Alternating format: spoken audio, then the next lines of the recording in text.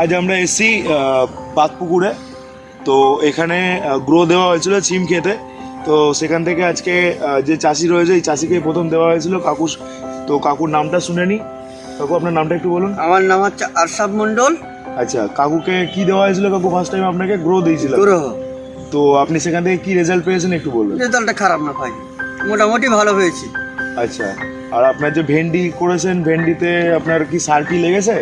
না, সার দেয়নি। সার দেননি, তাতে গাছের কি চেহারা আছে? গাছের চেহারা ভালো আছে। গাছ কি এখন আপনি কি দেখে কি বুঝছেন যে গাছ সুন্দর এবং গাছ ফল ভালো দিতে পারে এবং তার গ্রোথ ভালো হতে পারে, এগুলো আপনি বুঝতে পারছেন কি?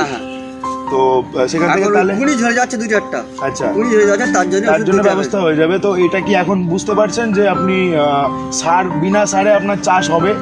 এটা সম্ভব, এটা বুঝতে পেরেছেন? তো এটা কি এতদিন আগে বুঝতে পেরেছিলেন? এখান থেকে 1 মাস আগে নিশ্চয়ই বুঝতে পেরেছেন। তো 1 মাস পরে আজকে আপনি এটা শুরু করেছেন। শুরু করার পর আজকে কতদিন হয়েছে? মোটামুটি 15 থেকে 20 দিন মতো হয়েছে। তো 20 দিনের মধ্যে আপনি মোটামুটি বুঝতে পেরে গেছেন যে মানে সার ছাড়া স্প্রের মাধ্যমে আপনার চাষটা সম্পূর্ণভাবে করতে পারবো এবং সম্পূর্ণ জৈব সারের মাধ্যমে, ঠিক কি না? এবং তার থেকে ফলাফল কি পেয়েছেন? ফলাফল যা পেয়েছি মোটামুটি ভালো পেয়েছি। ভালো পেয়েছেন, সারের থেকে ভালো ফলাফল পেয়েছেন, ঠিক কি না? ঠিক আছে, ওকে, থ্যাংক ইউ বাবু। ঠিক আছে।